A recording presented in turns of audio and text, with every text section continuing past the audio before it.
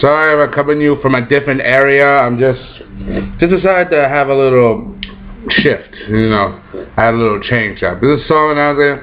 We have the Legend of Korra episode, season 3, episode 8, The Terror Within. It starts out how the flashback. How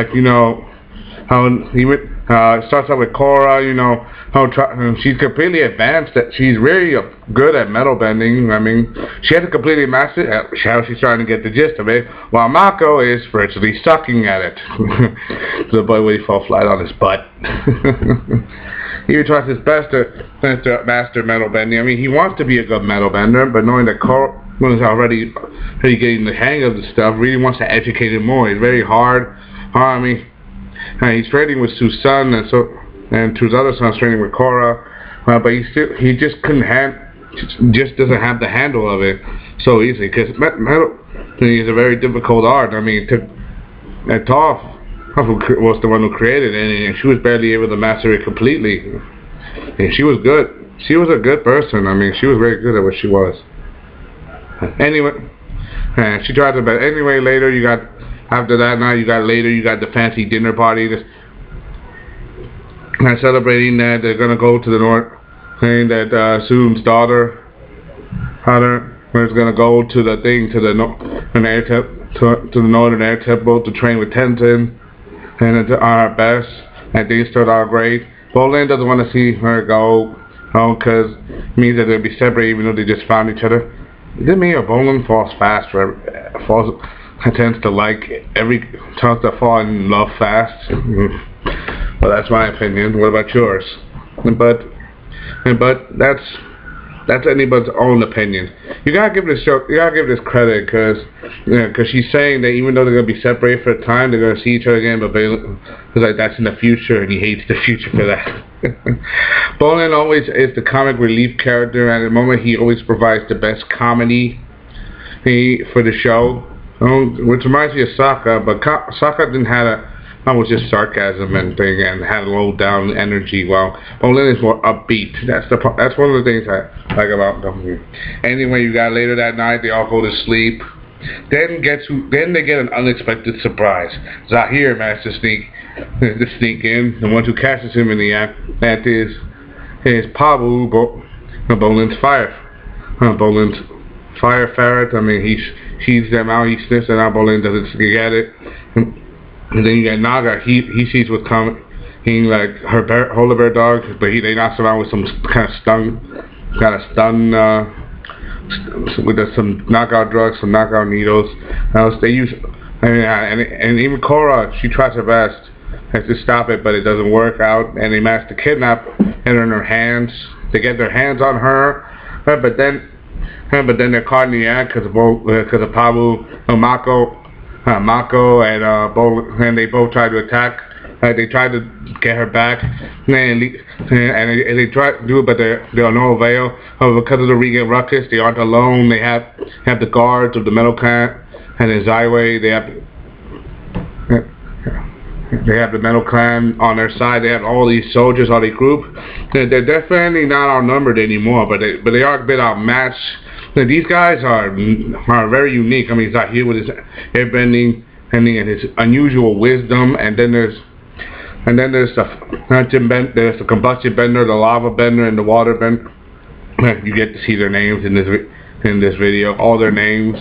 And these people just want to kidnap the Avatar, but for what purpose? Just to hold her as ransom? I mean, they were captured 13 years ago because they tried to do the same thing. Frankly, that was 13 years ago when Korra was still a child. She was a child, but she's not a child anymore. She's a fully realized Avatar. So that can make it very dangerous, and it makes it extra difficult to deal with her now she's all grown up. But it's going to be very difficult now, and it leads to an epic fight when Lin and Sue back them up, the whole Metal Clan, and they try their best, but it almost leads to no avail. But they managed to get Korra back, and it really leads to one of the most epic fights we've seen in Avatar in a good while. Especially for the Legend of Korra. Okay, even though this is just one episode, it's just an epic fight. But then they start to get the conclusion. How did they get in? How in the world did these guys get in? Because they didn't trigger no alarm. unless they had an inside man, which they did. They did. Who? Not gonna say yet. And they start to interview the guards. All right, so we gotta get one by one an ask at a time. They have Iway, who's basically Sue's right hand to interview them. He can tell when people are lying. We all know that this guy can sense emotions and sense what's false and what is not. And kind of the way he talked did when she detected people's vibrations through the ground with her feet, a little differently. He tries to convince them. In fact, Hayfar even tried to put Sue in on the act, like try to that she wanted anything, but no. Even though they have come to terms with some of their agreement, they still have a little bit of sibling rivalry. Get over it already. It's been 30 years. Please. Just been talking a little too fast.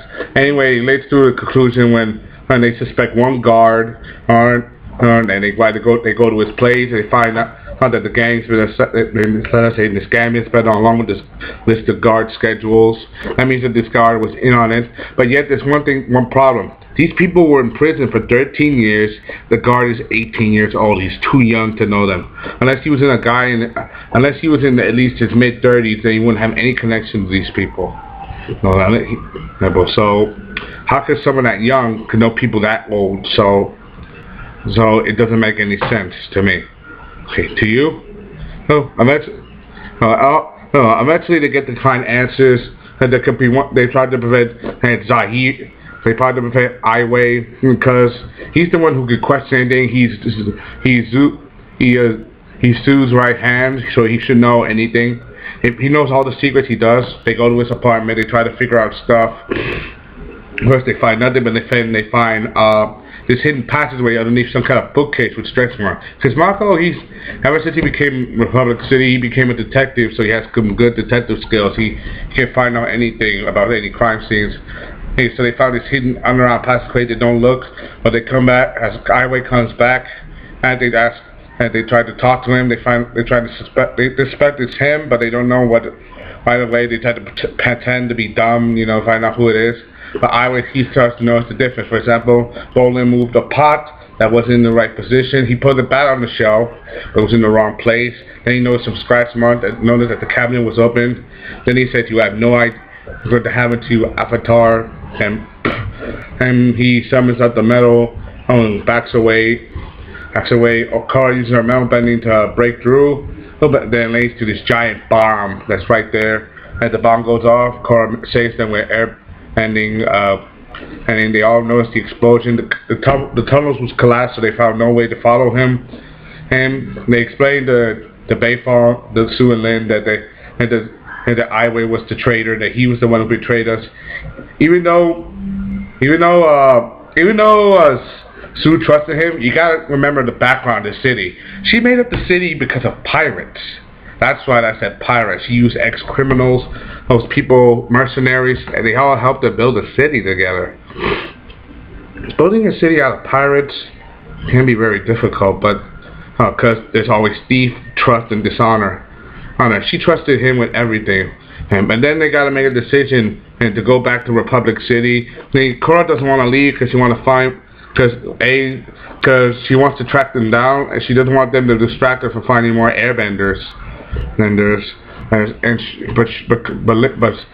Lin doesn't want that. She doesn't want Korra to get any more involved with Zahir. I said things are already bad enough. Then you get